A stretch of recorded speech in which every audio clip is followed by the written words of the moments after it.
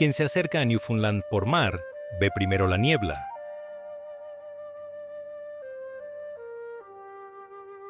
Una pared gris que se levanta del agua, donde la corriente fría del Labrador se encuentra con las aguas más cálidas del sur, produciendo una condensación tan densa y tan persistente que los navegantes aprenden a escuchar antes que a mirar. Las campanas de las boyas, el gemido grave de las sirenas de niebla, el sonido del oleaje rompiendo contra roca que todavía no se puede ver.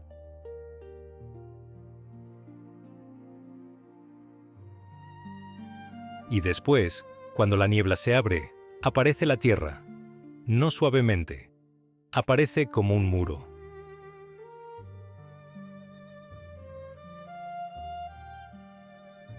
Acantilados de roca que caen verticalmente al Océano Atlántico Norte, oscuros, mojados, cubiertos de líquenes en los lugares donde el viento permite que algo se aferre.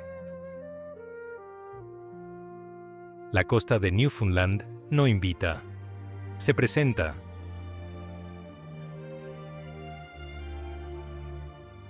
Newfoundland es la isla más oriental de América del Norte. Su punto más cercano a Europa, Cape Spear, justo al sur de St. John's, está más cerca de Irlanda que de Winnipeg.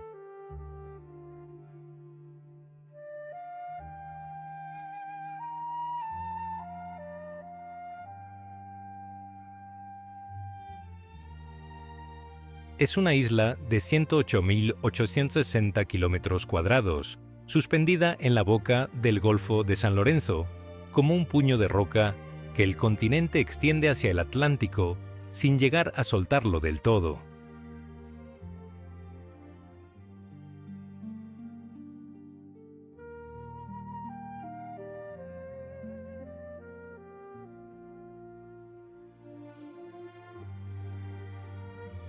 Junto con Labrador, forma la provincia más joven de Canadá. No se unió a la Confederación Canadiense hasta 1949. 4 años después del fin de la Segunda Guerra Mundial, 82 años después de que Canadá se convirtiera en un país.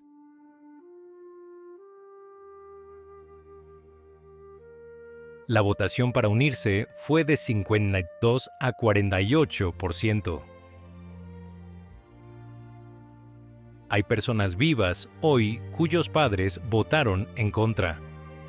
Y hay algo en esa estrechez del margen que todavía se siente en la manera en que los Newfoundlanders hablan de sí mismos y de su relación con el resto del país.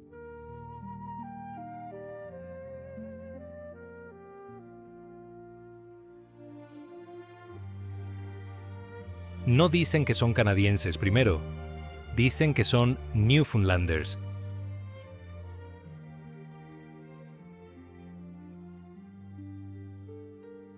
Viven aquí aproximadamente 510.000 personas, y ese número está disminuyendo.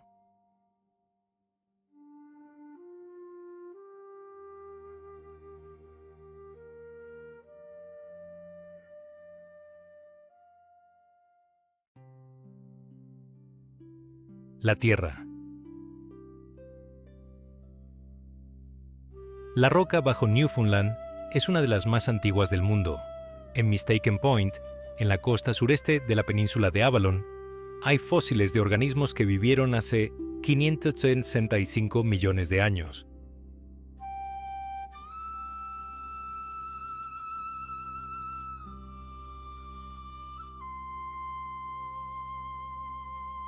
Los restos más antiguos de vida compleja multicelular que se conocen en el planeta.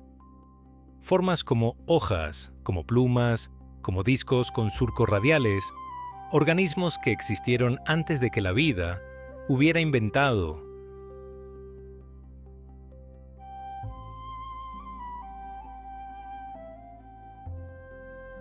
La simetría bilateral que eventualmente produciría a los peces, a los reptiles, a los mamíferos, a las personas que ahora caminan sobre esa roca.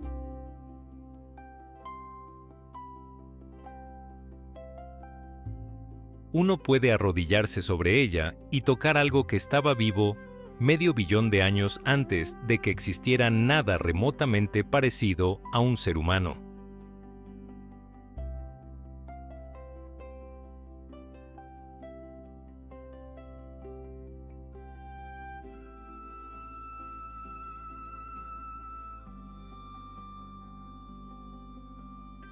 En Gros Morne, en la costa oeste, hay un lugar llamado Tablelands, donde la corteza oceánica fue empujada sobre la corteza continental hace cientos de millones de años,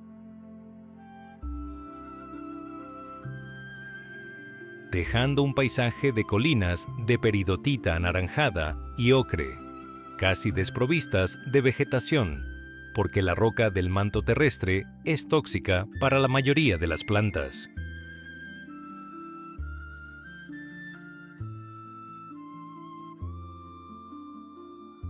Los geólogos vienen de todo el mundo. Es uno de los pocos sitios en la Tierra donde se puede caminar sobre lo que normalmente yace a kilómetros de profundidad.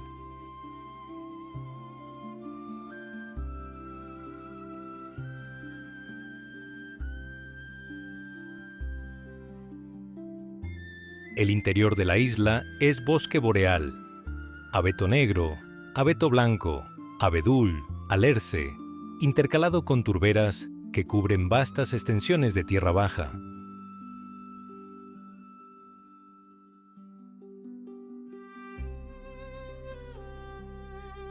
Los caribúes cruzan el interior en manadas que alguna vez fueron enormes. En los años 90, la población superaba los 90.000 animales. Hoy es una fracción de eso.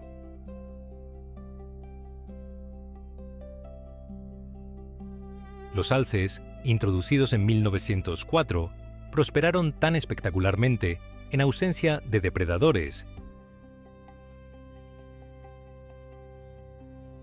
que ahora hay aproximadamente 120.000 en la isla, más que en Suecia, un país 14 veces más grande. Las colisiones entre automóviles y alces matan a varias personas cada año. Las señales de advertencia en las carreteras no son decorativas.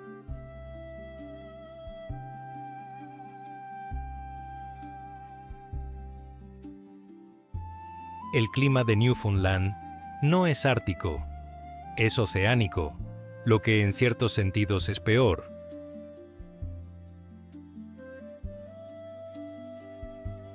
La humedad, el viento y la variabilidad compensan con creces la moderación de las temperaturas.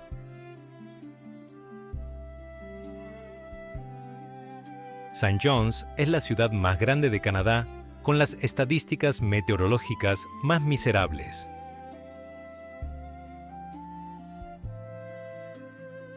La más ventosa, la más nublada, la más húmeda, la más propensa a la niebla. Hay un dicho local: si no te gusta el clima en Newfoundland, espera 5 minutos. No es un chiste. El clima puede cambiar de sol a granizo a niebla en una sola hora. La gente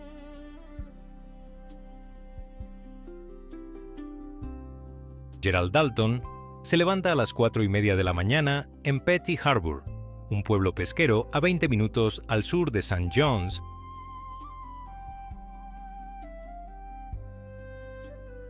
que existe desde el siglo XVI. Las casas, pintadas de los colores brillantes que son marca registrada de Newfoundland.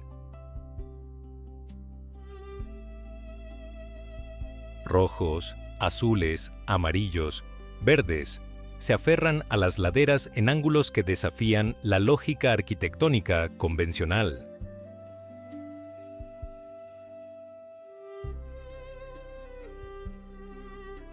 Los muelles de madera se extienden hacia el agua, donde los botes de pesca se balancean incluso en los días más calmados.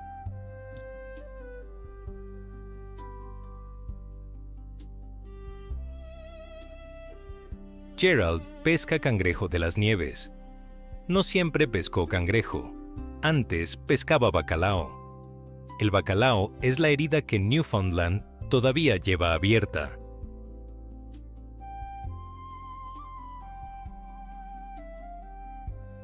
Durante 500 años, desde que John Cabot reportó aguas tan llenas de peces que se podían recoger con cestas, el bacalao del Atlántico fue la razón por la que Newfoundland existía como asentamiento humano europeo. Comunidades enteras se construyeron alrededor del bacalao. La economía era el bacalao. La dieta era el bacalao. El calendario del año estaba dictado por el bacalao.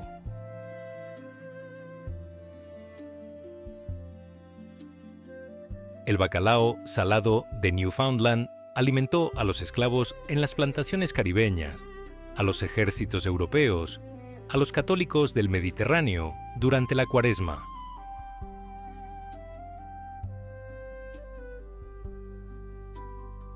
En julio de 1992, el gobierno de Canadá cerró la pesquería de bacalao del Atlántico Norte.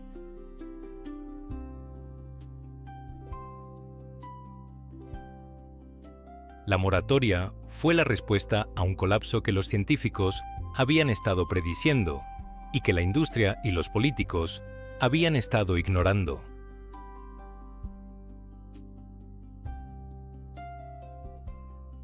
Las poblaciones de bacalao habían caído a menos del 1% de sus niveles históricos. Los arrastreros de fondo habían destruido no solo los peces, sino el hábitat del que dependían. 40.000 personas perdieron su trabajo en un solo día.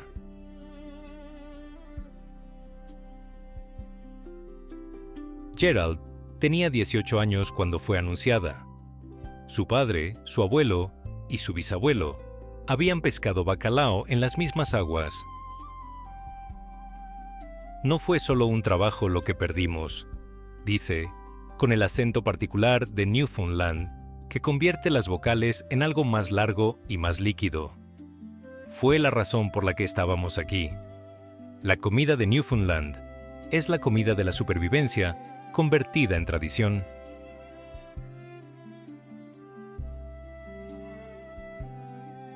Jig's Dinner, un hervido de carne salada, repollo, nabos, zanahorias y papas, es la comida del domingo en muchos hogares. Apenas modificada desde lo que los pescadores comían, cuando lo que tenían era lo que duraba. Fish and brewis, tutons fritos en grasa de cerdo, servidos con melaza.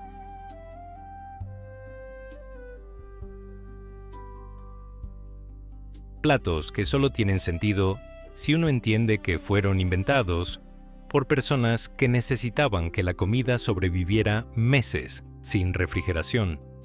Los niños en Newfoundland crecen con el agua visible desde casi cualquier punto de la isla.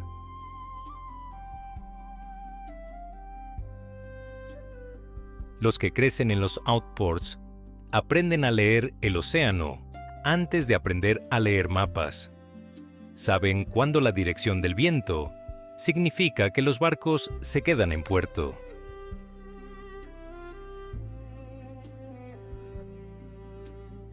Cuando el color del cielo al suroeste anuncia una tormenta de 2 días. En las escuelas, la historia de Newfoundland se enseña con un peso que sorprende a los visitantes del continente. Los niños aprenden sobre los Beothuk, el pueblo indígena de la isla llevado a la extinción por la enfermedad, el desplazamiento y la violencia durante los siglos XVIII y XIX. La última Beothuk conocida, una mujer llamada Shanawdithit, murió en St. John's en 1829 de tuberculosis. Tenía 29 años. Con ella murió un idioma, una cultura y un conocimiento de esta isla que nadie más tenía. Los niños también aprenden sobre Beaumont Hamel. El 1 de julio de 1916, el regimiento de Newfoundland avanzó hacia las líneas alemanas en el norte de Francia.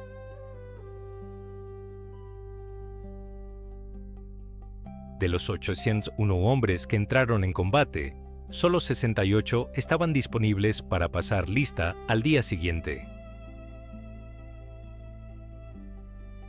Cuando el resto de Canadá celebra Canada Day, Newfoundland conmemora a los muertos de Beaumont Hamel. Esa diferencia dice algo sobre la distancia entre Newfoundland y el continente, que no se mide en kilómetros.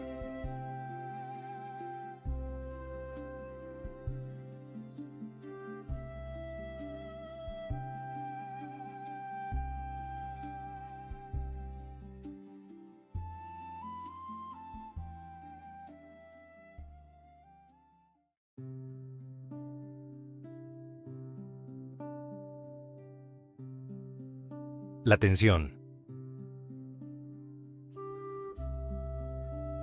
La provincia está perdiendo gente, no dramáticamente, sino en un goteo constante que las estadísticas registran con la indiferencia de los números.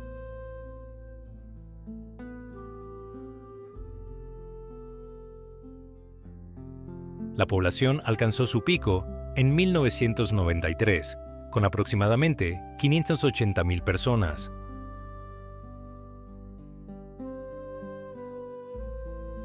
Hoy es de alrededor de 510,000 y sigue disminuyendo. La edad media de la población es la más alta de cualquier provincia canadiense.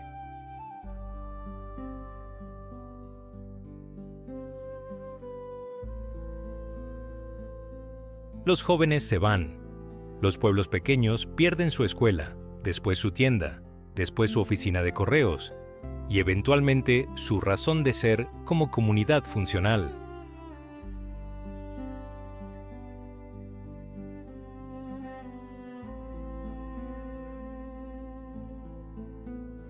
Fort McMurray, en Alberta, tiene una población significativa de Newfoundlanders que fueron a trabajar en la extracción de petróleo.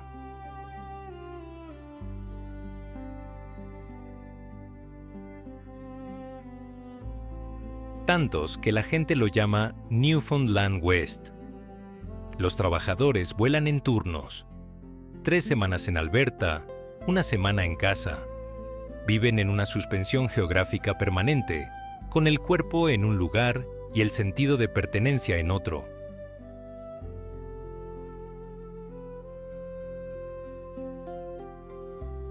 El petróleo existe también en las aguas de Newfoundland, los campos costa afuera, Hibernia, Terranova, White Rose, Hebron, producen crudo desde plataformas que flotan en el Atlántico Norte.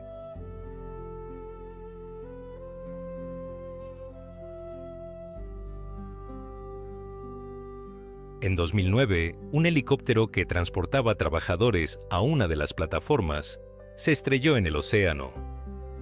17 de las 18 personas a bordo murieron. El accidente recordó a la provincia algo que ya sabía, que la distancia entre la seguridad y la catástrofe en este lugar siempre ha sido estrecha.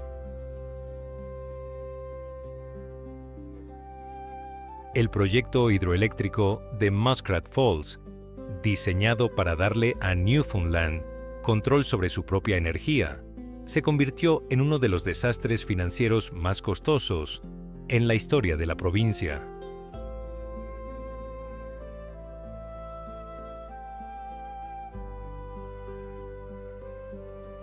El presupuesto original de $6.2 mil millones se duplicó hasta superar los 13,000 millones.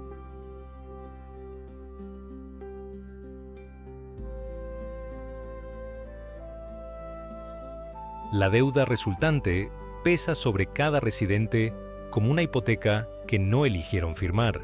Para los Innu y los Inuit de Labrador, estos proyectos representan algo más que disputas contractuales.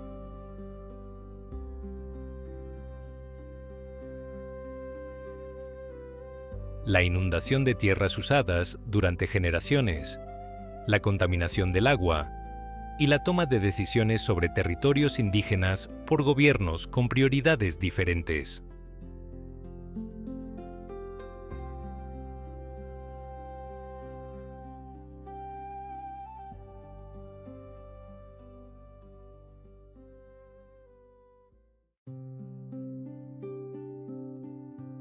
El carácter.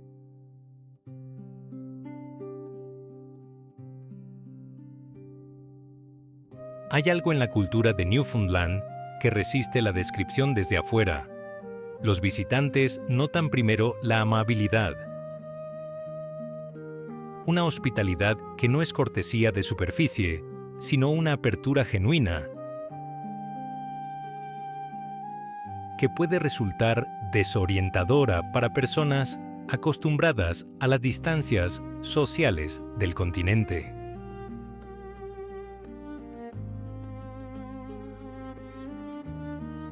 Un extraño en un pueblo de Newfoundland será invitado a tomar té dentro de los primeros 10 minutos.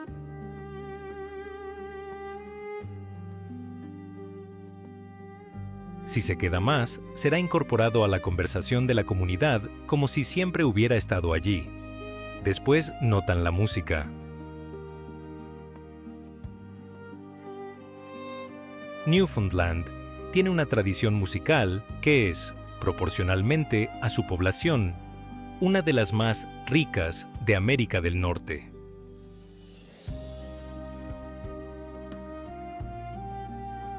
Es música que vino de Irlanda y de Inglaterra, y que aquí se mezcló con algo propio. Canciones de mar, canciones de trabajo, canciones que cuentan historias específicas sobre barcos que se hundieron con hombres específicos a bordo.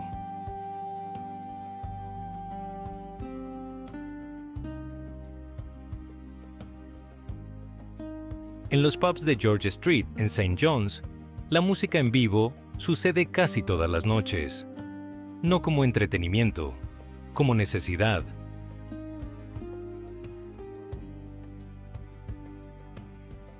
Como la cosa que la gente hace cuando se reúne, porque el invierno es largo y el mar es grande, y la respuesta siempre ha sido juntarse en una habitación cálida y hacer ruido juntos. El humor es autodirigido, seco y construido sobre una aceptación de la absurdidad que viene de vivir en un lugar donde el clima puede arruinar cualquier plan y donde la historia ha sido mayormente difícil. Los chistes de Newfie que el resto de Canadá contaba a expensas de los Newfoundlanders fueron durante décadas fuente de dolor y de resistencia. Los Newfoundlanders respondieron de la única manera que funciona: contando mejores chistes que los que se contaban sobre ellos. El inglés de Newfoundland no es un acento.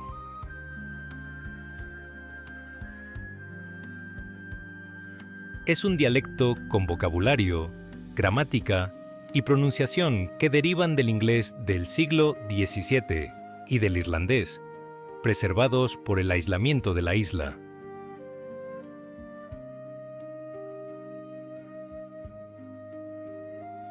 Palabras que desaparecieron del uso en Inglaterra hace 300 años siguen vivas en los Southports.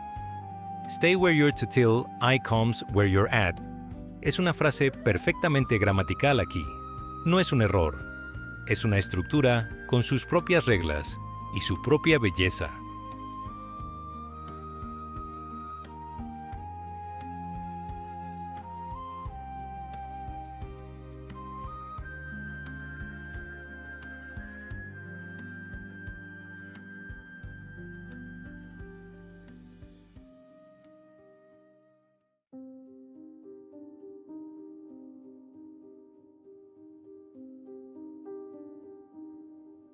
La reflexión. En junio, los icebergs llegan. Bajan desde Groenlandia por la corriente del Labrador. fragmentos de glaciares que se desprendieron años antes y que han flotado lentamente hacia el sur.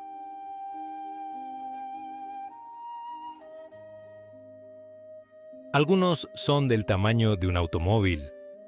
Otros son torres de hielo de 10.000 años de antigüedad, que flotan frente a la costa con una majestuosidad silenciosa que hace que la gente detenga su automóvil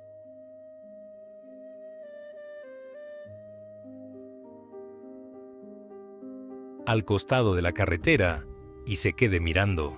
Las ballenas también llegan.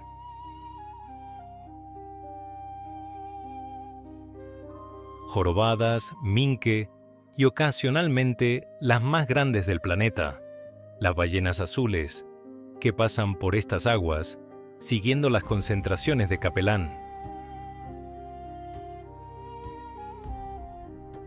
El capelán se acerca a las playas para desovar en junio y julio, en lo que los locales llaman The Capelin Roll.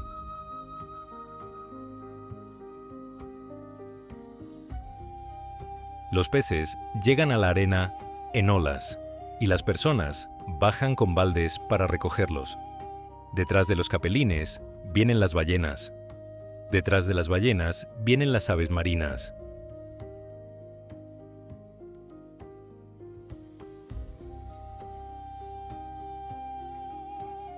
Todo el ecosistema costero se comprime en estas semanas en una explosión de vida que contrasta tan violentamente con el silencio gris de febrero que parece pertenecer a otro planeta. La gente no se queda en Newfoundland porque sea fácil. Se queda porque el lugar ha entrado en sus huesos de una manera que no se puede explicar completamente a alguien que no la haya experimentado. Es el sonido del viento contra las ventanas durante una tormenta de noreste. Es el color del océano cuando el sol sale entre dos capas de nubes.